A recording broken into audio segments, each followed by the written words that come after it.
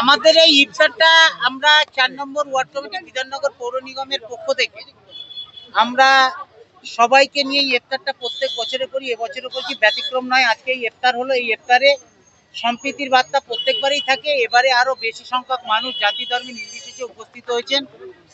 সংখ্যালঘু সম্প্রদায়ের মানুষরা পবিত্র রমজান মাসে উপর আল্লাহর নির্দেশ মতো ফরজ রোজা যারা রাখে, ফরজ রোজা রাখার পর ইফতারির সময় আল্লাহর নির্দেশেই আমরা ইফতার করি।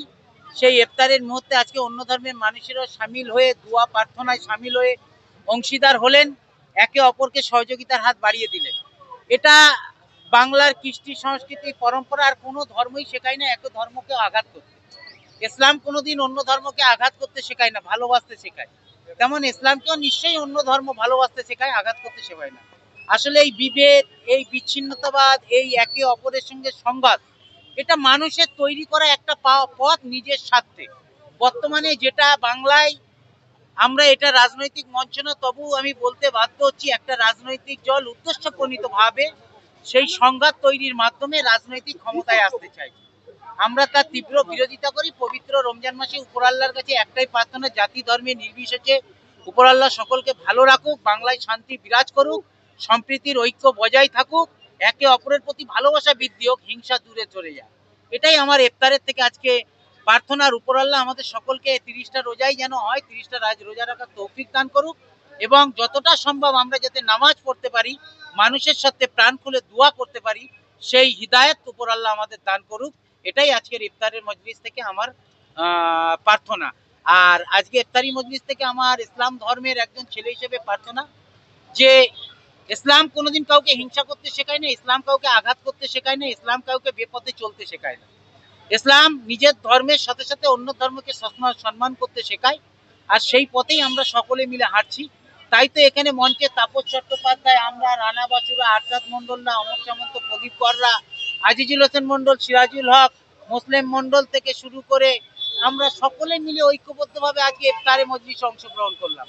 আর মেহরাব সিদ্দিকী এসে জাতি ধর্মের রাজনৈতিক উদ্দেশ্যে উঠে মানুষের সাথে এখানে দোয়া হলো, সমস্ত জাতি সমস্ত সম্প্রদায়ের সাথে এখানে দোয়া হলো। আমার সমস্ত মানুষকে পবিত্র রমজানের শেষে খুশির যে ঈদ আসবে, ঈদের আগাম শুভেচ্ছা, এবং প্রত্যেকের ঈদে আমন্ত্রণ রইল, প্রত্যেকে আসবেন। আমরা আনন্দের সাথে আমরা ঈদ উৎসব পালন করব, এবং প্রত্যেককে দোল পূর্ণিমারও শুভেচ্ছা এই ইফতারি মজলিসের মঞ্চ থেকে আমি সকলকে জানাই। দুর্গা পুজোয় থাকি, কালী পুজোয় থাকি, রমজানে থাকি, ঈদে থাকি। ধর্ম তোমার, ধর্ম আমার, উৎসব সবার। বক্তা হচ্ছে মমতা বন্দ্যোপাধ্যায়। তার সেনানী হিসেবে আমরা সব কাজে থাকি। আর এই অঞ্চলটা জুড়ে আমরা সারা বছর এভাবেই পালন করে থাকি। ইসলাম শান্তির বাণী ছড়ায়।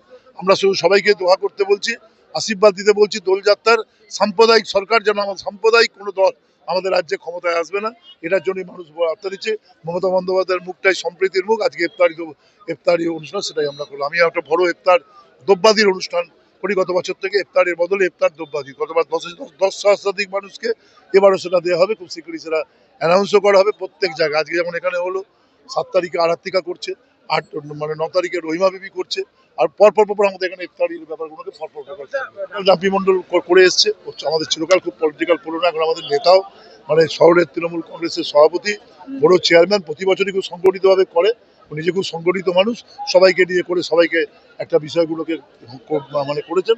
সবাইকে আমন্ত্রণ জানিয়ে, শুধু এখানে না, যে বাচ্চারা মাদ্রাসা পড়ে তাদেরকে একটা ধ্যান ইত্যাদি সবটা মিলিয়ে এই কাজটাকে আমি বলছি, যত কিছু করুক না কেন, যত SIR করবে তত পশ্চিমবঙ্গের মানুষ বুঝবে। এই লড়াই বাংলার সাথে গুজরাটের লড়াই। ওই নির্বাচন কমিশনকে বলে দেবো যে আপনি বিজেপিতে জয়েন করুন, আপনার দ্বারা নিরপেক্ষ। তার বিষয়ে আমরা চিরকালই বলেছি, RSS এবং বিজেপি এরা আমাদের ভারতের বুনিয়াদী যে ভাবনা, এই ভাবনার বিরোধী। সুতরাং তাদের বিরুদ্ধে লড়াই করব। আমরা 10 জনে খেললে, 9 জনে খেললেও হারাবো, 7 জনে খেললেও 11 জনকে হারাবো।